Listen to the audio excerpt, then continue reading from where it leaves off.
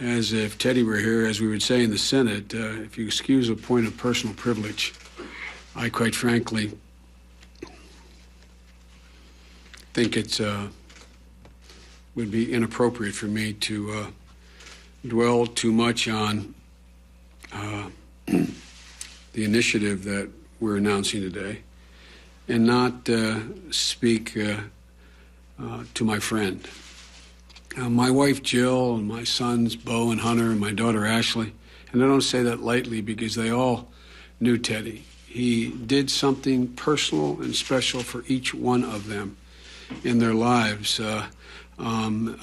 Truly are distressed by his passing. And our hearts go out to Teddy Jr. and Patrick and Kara and Vicky, with whom I spoke this morning, and the whole Kennedy family. You know, Teddy spent a lifetime working for a fair and more just America. And for 36 years, I had the privilege of going to work every day and literally, not figuratively, sitting next to him and being a witness to history.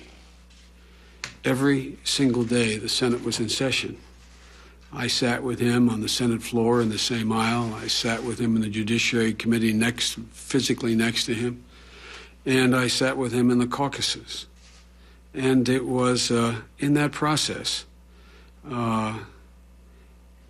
every day I was with him, and this is going to sound strange, but he restored my sense of idealism and my faith in the possibilities of what this country could do. He and I were talking after his diagnosis, and I said, you know, I think you're the only other person I've met who, like me, is more optimistic, more enthusiastic, more idealistic, sees greater possibilities after 36 years than when we were elected. He was 30 years old when he was elected. I was 29 years old. And you'd think that would be the peak of our idealism. But I genuinely feel more optimistic about the prospects for my country today than I did have at any time in my life. And it was infectious when you were with him. You could see it, those of you who knew him and those of you who didn't know him. You could just see it in the nature of the debate, in the nature of his embrace, in the nature of how he, every single day, attacked these problems. And you know, he was never defeatist. He never was petty. Never was petty. He was never small.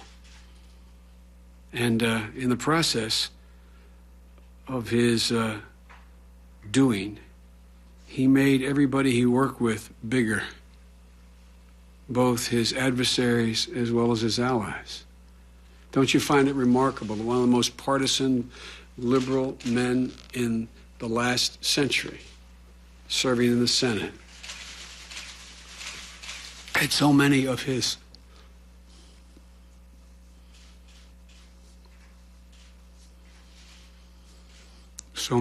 foes embrace him because they know he made them bigger. He made them more graceful by the way in which he conducted himself. You know, he changed the circumstances of tens of millions of Americans in a literal sense. Literally changed the circumstances. He changed also another aspect of it, as I observed about him. He changed not only their physical circumstance, he changed how they looked at themselves and how they looked at one another. That's a remarkable contribution for any man or woman to make. And for the hundreds, if not thousands of us who got to know him personally, he actually, how can I say it? He altered our lives as well. Through the grace of God and an accident of history, I was privileged to be one of those people. And Every important event in my adult life, as I look back this morning and talking to Vicki, every single one, he was there. He was there to encourage, to counsel, to be empathetic, to lift up. From 1972, as a 29-year-old kid with 3 weeks left to go in a campaign, him showing up at the Delaware Armory in the middle of what we called Little Italy, would never vote nationally for a Democrat. I won by 3,100 votes and got 85% of the vote in that district, or something to that effect. I literally would not be standing here were it not for Teddy Kennedy, not figuratively. It's not hyperbole, literally. He was there. He stood with me when my wife and daughter were killed in an accident. He was on the phone with me literally every day in the hospital.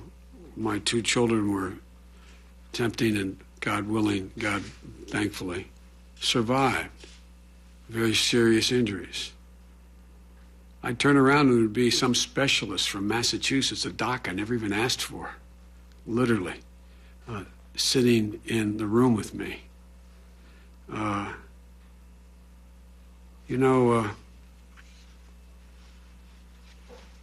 It's not just me that he affected like that. It's hundreds upon hundreds of people. I was talking with Vicki this morning, and she said he was ready to go, Joe, but we were not ready to let him go.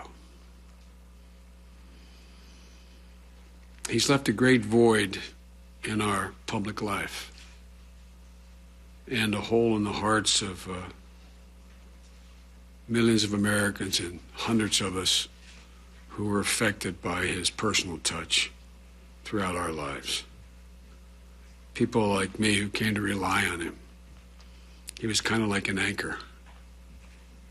And unlike many important people in my 38 years I've had the privilege of knowing, the unique thing about Teddy was it was never about him. It was always about you. It was never about him. There's people I admire who are great women and men, but at the end of the day, it gets down to it being about them. With Teddy, it was never about him. Well, today we lost a truly remarkable man. To paraphrase Shakespeare, I don't think we shall ever see his like again. But I think the legacy he left was not just in the landmark legislation he passed, but in how he helped people look at themselves and look at one another. I apologize for us not being able to go into more detail about the energy bill, but I just think, for me at least, it was inappropriate today. And I'm sure there'll be much more that will be said about my friend and your friend. But